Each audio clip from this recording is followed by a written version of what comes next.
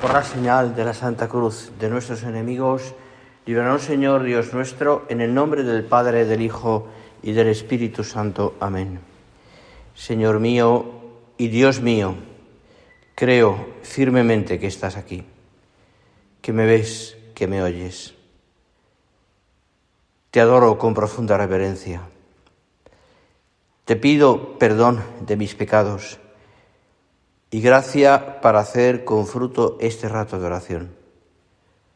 Madre mía Inmaculada, San José, mi Padre y Señor, Ángel de mi guarda, interceded por mí.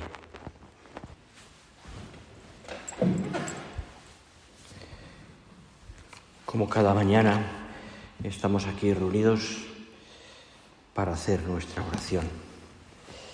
Le damos gracias al Señor por estos días, por tantas cosas que en los pocos días que llevamos ya hemos vivido, por el descanso.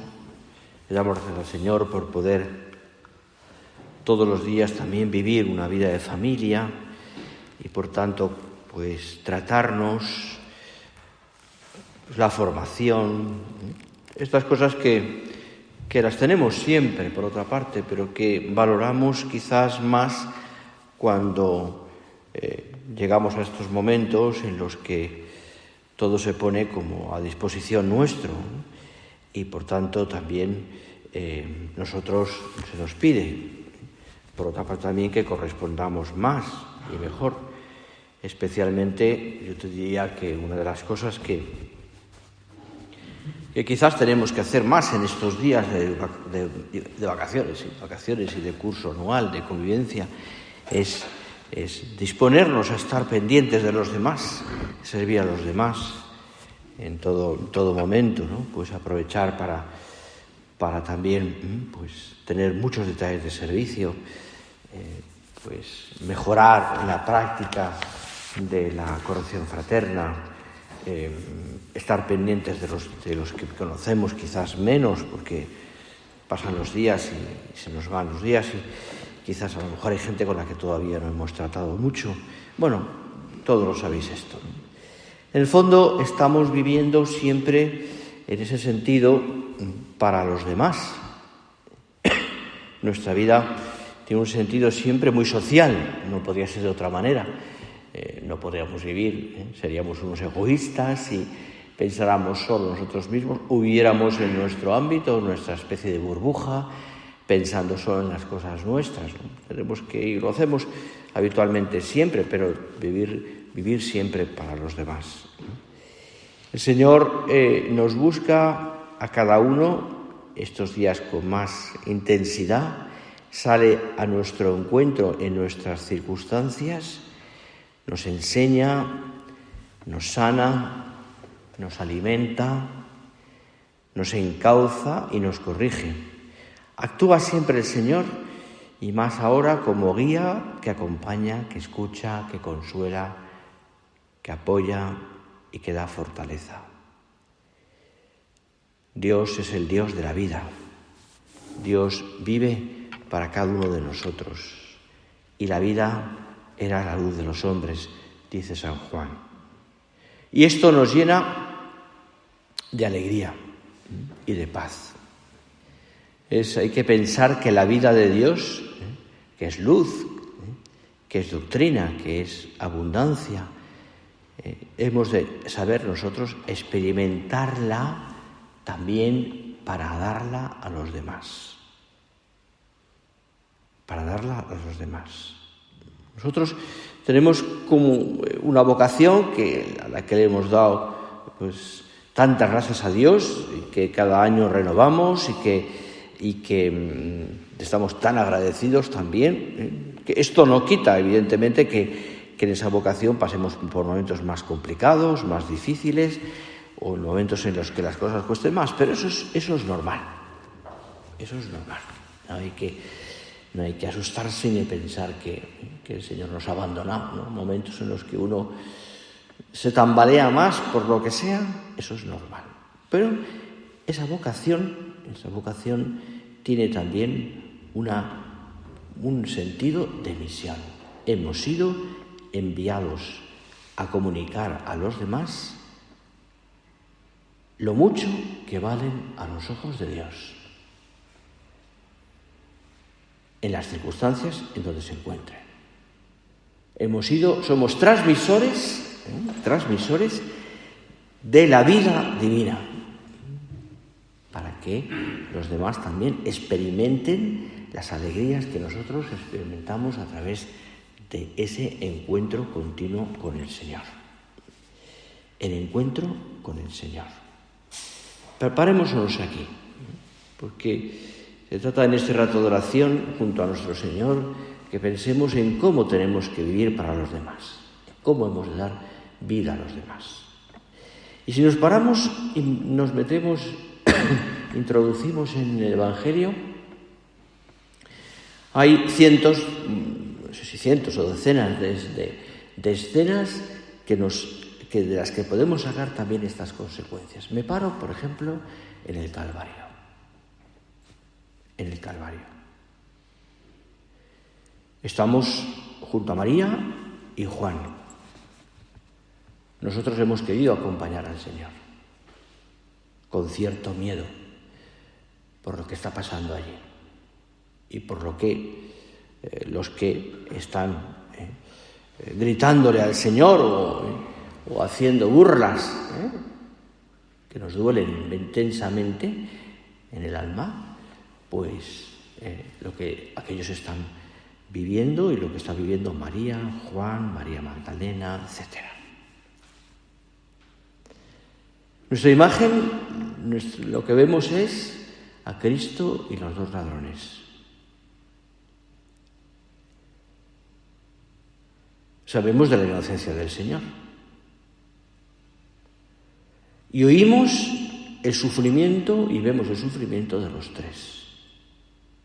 El agotamiento físico. Y en esa escena lo hemos pensado muchas veces, muy especialmente en la Semana Santa, vemos cómo también entre ellos hay una brevísima conversación. Es uno de ellos, uno de aquellos ladrones, quien se dirige al Señor. Y en medio de sus dolores, mirando a Cristo, que es inocente, y él se da cuenta, le dice: acuérdate de mí cuando llegues a tu reino.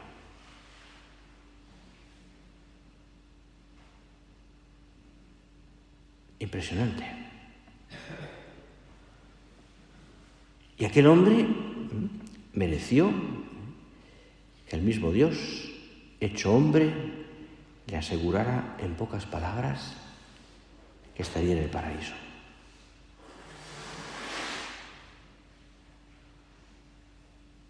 Nos hemos quedado ante esa escena asombrados. Como decía nuestro Padre, hablando de eso, el buen ladrón, tomándolo al hilo de su condición, el buen ladrón, con una palabra, robó el corazón a Cristo y se abrió las puertas del cielo.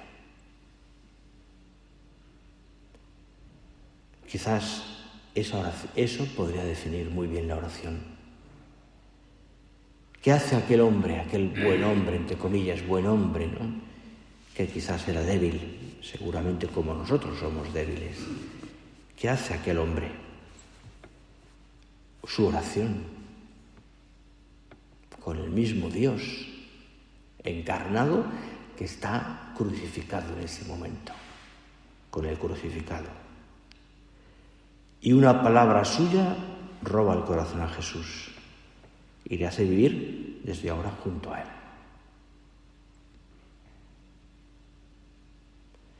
Nosotros querríamos también vivir esa vida de Dios así, para darla a los demás.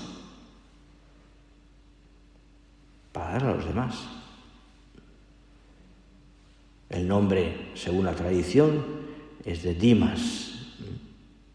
Dimas. Quizás a nosotros nos ilusionaría, ¿no?, también soñar cuánto puede el diálogo con el Señor y cuánto puede ese diálogo transformar nuestras vidas. Si somos, ya lo pensamos hace unos días, hombres de oración, aprenderemos a robar el corazón al Señor. Es decir, cómo conquistarlo, enamorarlo, entusiasmarlo. Se podría decir que, como aquel hombre ladrón estaba siendo ajusticiado, se podría decir, ¿no?, que no se merece lo que está haciendo, por eso le pide al Señor, le roba el corazón. Asalta el corazón del Señor.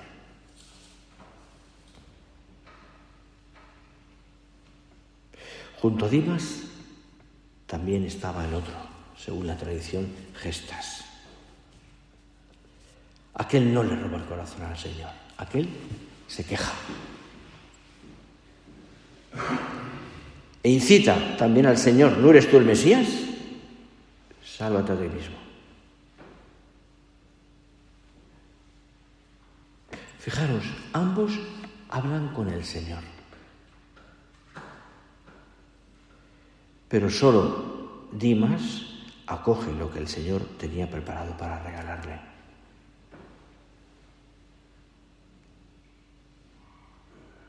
El compañero, el otro, no abre el corazón con humildad al Señor. El Señor quería también, lo hubiese hecho, como a Dimas, librarle de su pasado, ofrecerle un futuro feliz. Pero aquel lo que hizo fue exigirle al Señor ser salvado, ser escuchado. Se encara con Jesús y le reprocha que no haga nada.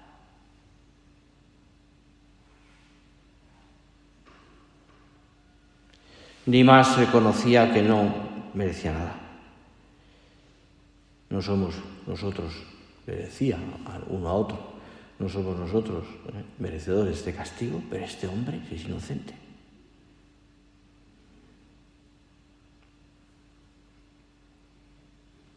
Mira, el Señor cuenta con nuestra libertad para hacernos felices. Y por tanto, para que nosotros también a través de eso sepamos llevar esa felicidad a los demás, demos vida a los demás. Y a veces entendemos, y nos pasa, que no es fácil dejarse querer. Pero experimentamos también que la oración es un medio estupendo para descubrir esa vida de Cristo y llevarla a los demás. No porque simplemente recemos. ¿Cuántas veces nos proponemos? Voy a rezar por esta persona, o voy a proponerme más oración. ¿Para qué? No sé, pues siempre la utilizamos como un medio, y es así, tiene que ser así, la oración también. Pero sobre todo, como nos han recordado tantas veces, la oración siempre es un encuentro con una persona, con Cristo. Dimas y Gestas también se encuentran con Cristo, cada uno a su manera. Y de esa oración salen, uno de ellos vivificado, el otro amargado, porque no es capaz de darse cuenta de lo que el Señor le quería dar, porque le reprocha. Pero los dos salen, un Dimas sale vivificado de aquella oración, de ese encuentro con Cristo. ¿Cuántas veces hemos escuchado que cuando nos planteamos realmente el apostolado o hacer bien a los demás, tiene que empezar siempre por la oración? Y como hemos escuchado tantas veces que todo lo que podemos hacer de bien a los demás, de dar vida a los demás, es siempre una consecuencia de la sobreabundancia de nuestra vida interior y, por tanto, de nuestra oración. La vida divina en nosotros es un don. Y en este sentido, podríamos decir que la oración es un canal por el que se desborda esa vida divina que Dios nos ofrece y una invitación para ganarnos también la verdadera vida y poder darla a los demás.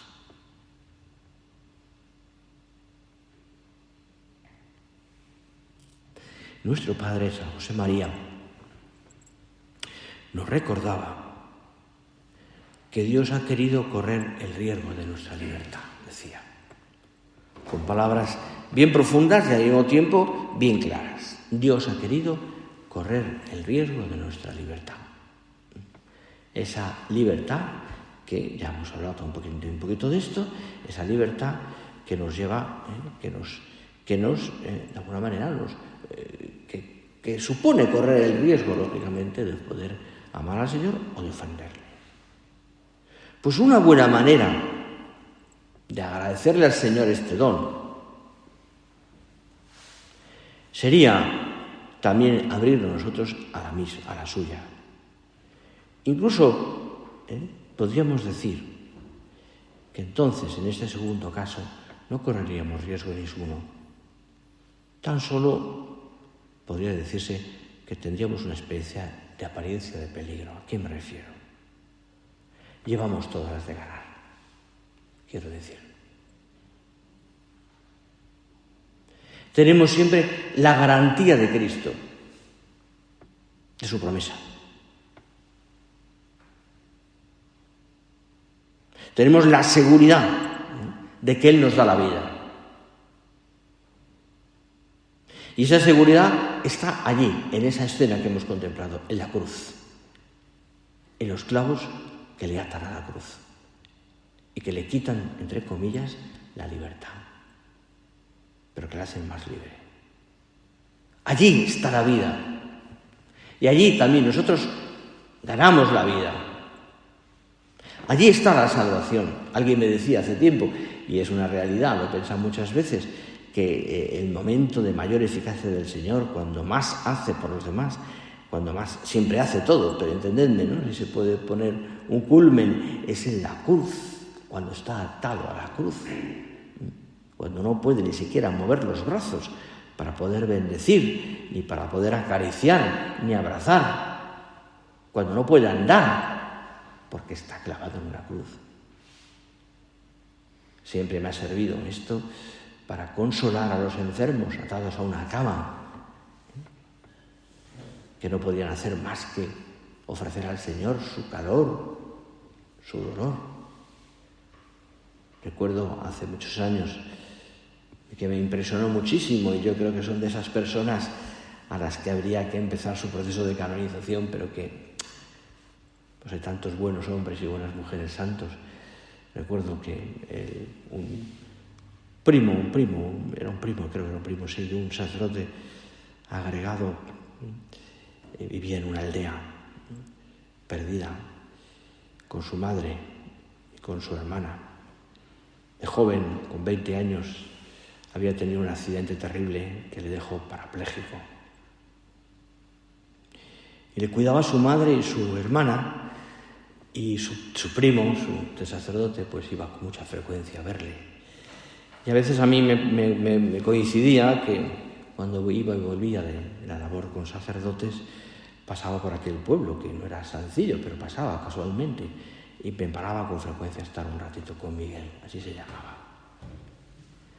Miguel había tenido un accidente años antes, al acabar la mili, y vivió aquellos años de inutilidad, entre comillas, con una fe, con una paz. Quizás también porque la familia era tan buena, ¿no? que era impresionante. Contaba a su primo que cuando Miguel iba al hospital, pasaba temporadas en el hospital para rehabilitación, para más cosas, los médicos, las enfermeras, que le conocían ya, pues cambiaba el ambiente, porque eran felices de estar con Miguel. Y cuando, días antes de morir, tuve la oportunidad de estar con él, hablando un rato, y me impresionó su actitud. Aquella casa de pueblo, sencilla, y pues vivía como podían, ¿no? Le habían puesto lo mejor que podían, pero era muy pobre todo, ¿no? Y le ayudamos todo lo que pudimos, ¿no? Pero me contaba días después de morir su primo, me contaba, que es muy impresionado porque le quería mucho, que había visto morir a Miguel, ¿no?, como un santo, y que había escuchado a Miguel de sus labios, porque ya no podía ni hablar, pues, ni siquiera beber. Le habían mojado un poco los labios con un poquito de algodón y agua fresca. Le decía: Señor, te ofrezco mi calor, mi dolor, mi vida. Y así se murió Miguel. Eficacísimo. El bien que dejó alrededor fue impresionante. El funeral fue algo que nunca he visto, al menos por mí, de gente que le quería. La eficacia del dolor, la eficacia de esa vida dada a través de la cruz. Pues me ha servido siempre este ejemplo, ¿no? Y la eficacia de Cristo en la cruz para consolar a muchos enfermos y ayudarles también en ese momento de dolor final, o de dolor, o de inutilidad, entre comillas, insisto. Cristo nos enseña esto. Dar la vida a los demás es dar nuestra vida. Dar nuestra vida es tener la vida de Dios y darla a los demás. Darla a los demás. Tiene esto muchísimo que ver, evidentemente, con lo que llamamos el alma sacerdotal, que nuestro Padre definía con 4 palabras. No decir nunca basta. Y cuando uno se plantea la vida así, no decir nunca basta, entiende lo que significa dar la vida por los demás. Dar la vida por los demás. Cuando nuestro Padre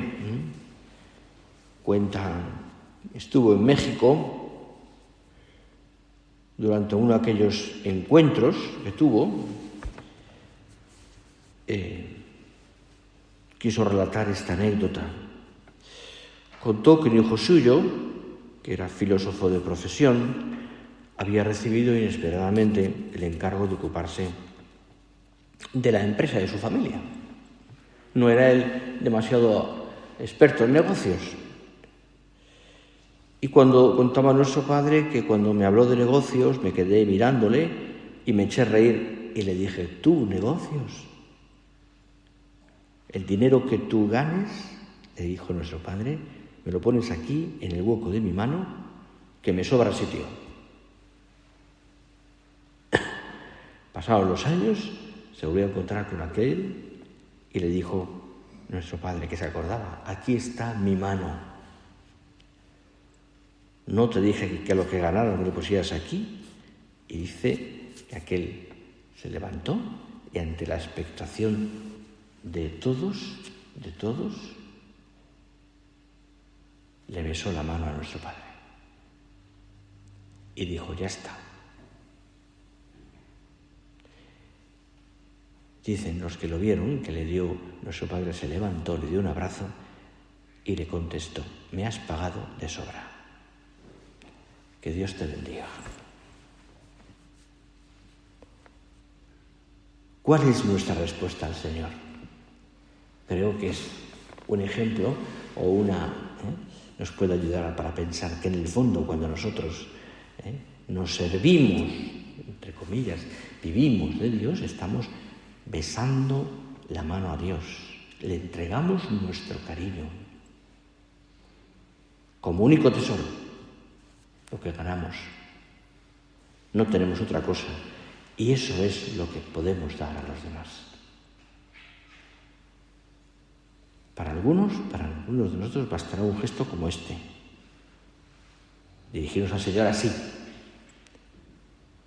Querríamos darle todo al Señor.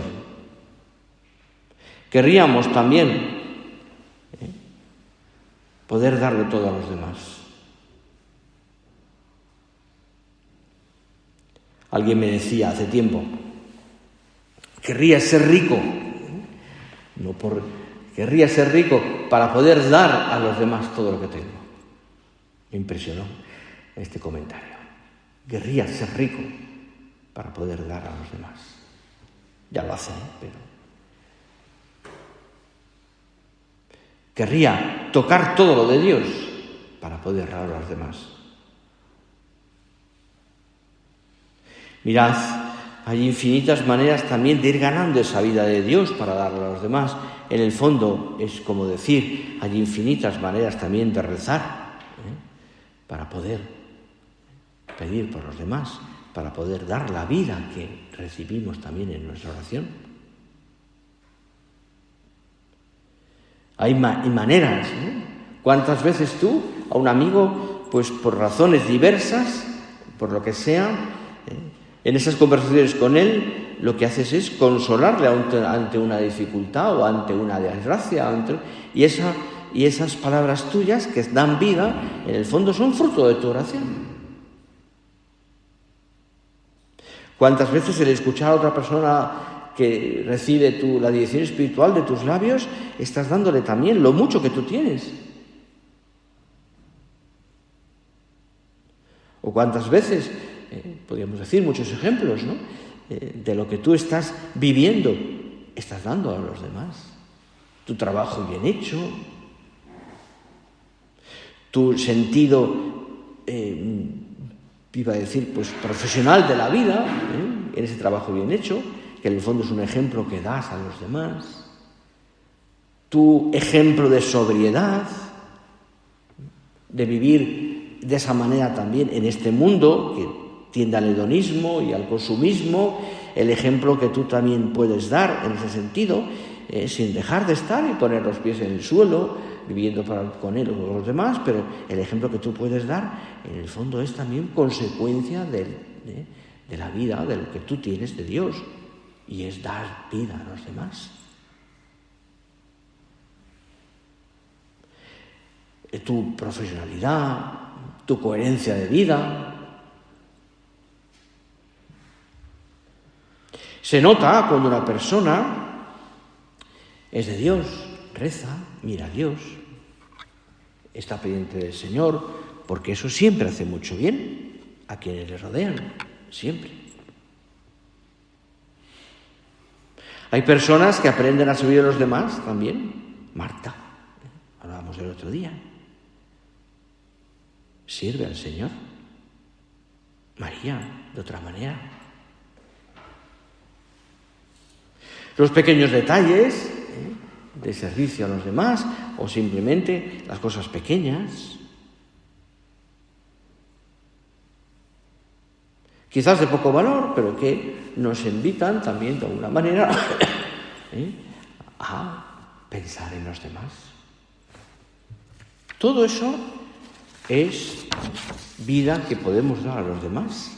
Nosotros hemos sido enviados a comunicar esa vida a los demás, evidentemente.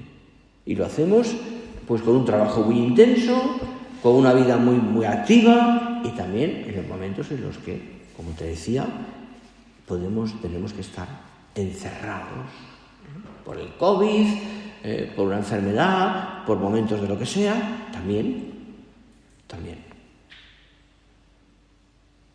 Mirad, en los santos encontramos siempre esa fuente de vida que es Cristo.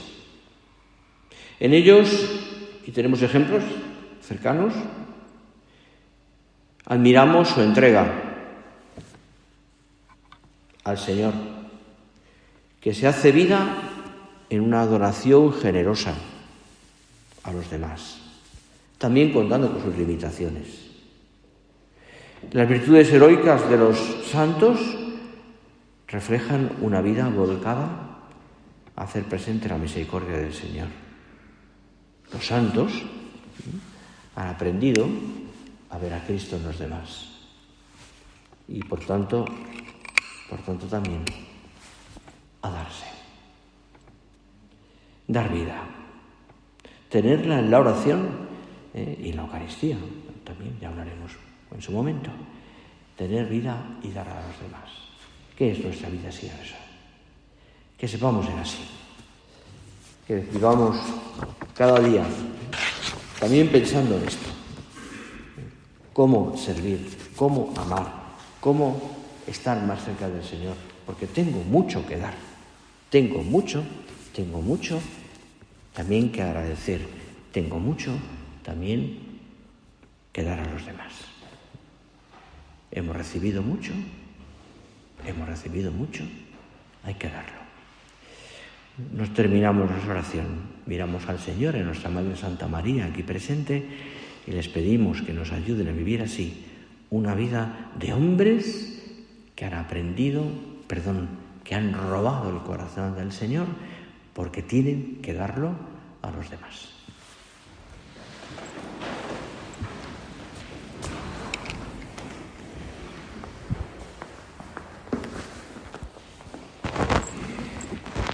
Te doy gracias, Dios mío, por los buenos propósitos, afectos e inspiraciones que me has comunicado en esta meditación.